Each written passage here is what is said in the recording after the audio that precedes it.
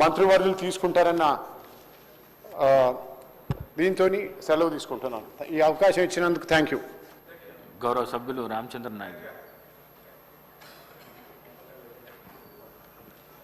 Next. ధన్యవాదాలు అధ్యక్ష. ముఖ్యంగా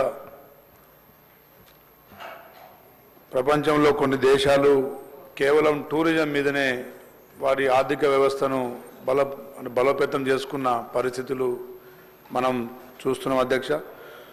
మరి మన తెలంగాణ రాష్ట్రంలో కూడా చారిత్రాత్మక కట్టడాలు, గుళ్ళు, గోపురాలు, అదేవిధంగా పర్యాటక కేంద్రాలు వాస్తవంగా అభివృద్ధి చేస్తే మన రాష్ట్రం కూడా దేశంలోనే మరి ముందడుగు వేసే పరిస్థితి కనబడుతూ ఉంది అధ్యక్ష. కానీ గత ప్రభుత్వ నిర్లక్ష్యం వల్ల టూరిజం భవనాలు కానీ పర్యాటక కేంద్రాలు కానీ మొత్తం నిర్లక్ష్యానికి గురైన అధ్యక్ష.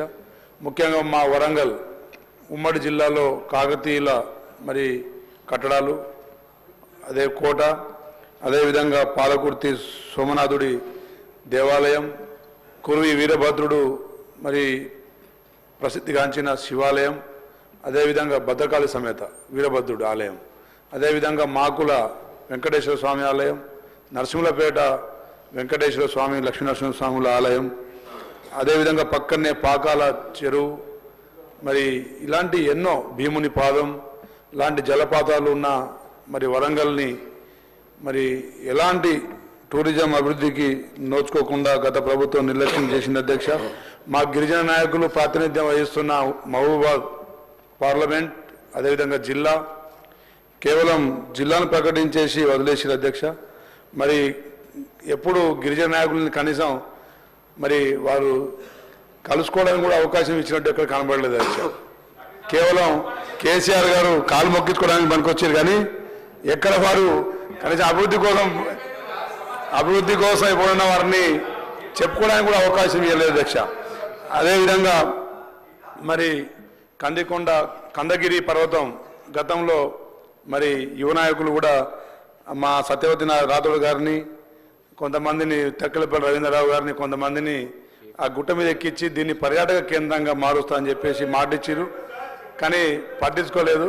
మరి మన ప్రభుత్వం ఇటు హైదరాబాద్ టూరిజంని అభివృద్ధి చేస్తూనే మరి ఓరుగల్లు పర్యాటక కేంద్రాలుగా మరి అభివృద్ధి చెందేటట్టుగా ప్రభుత్వ పరంగా చర్యలు తీసుకోవాలని చెప్పేసి మంత్రి గారిని కోరుతూ, ఇక టీఆర్ఎస్ నాయకులు ఇక ఏదన్నా అరుసుడు మొదలుపెట్టిన అధ్యక్ష, లేదంటే మార్ఫింగ్ చేసి వీడియోలు పెట్టడం తప్ప వాళ్ళకి ఇంకెవటి చేత కాదు.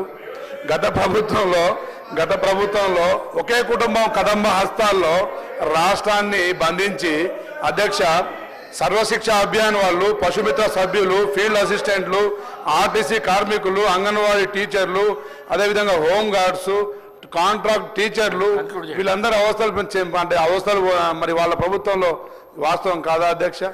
మరి ఈరోజు మేకపోతు గాంభీర్యం లేకపోతే దయ్యాలు వేదాలు వల్లించినట్టు చాలా మాట్లాడుతున్నారు. మరి గత 10 సంవత్సరాల్లో వాళ్ళు చెల్లించకపోవడం వల్ల కదా రైతులు ఆత్మహత్యలు చేసుకుంది, అదేవిధంగా విద్యార్థులు ఆత్మహత్యలు చేసుకుంది, అదేవిధంగా మరి కాంట్రాక్టులు సర్పంచులు ఆత్మహత్యలు చేసుకుంది. రామచంద్ర నాయక్ గారు అదేవిధంగా అధ్యక్ష మరి ఉమ్మడి వరంగల్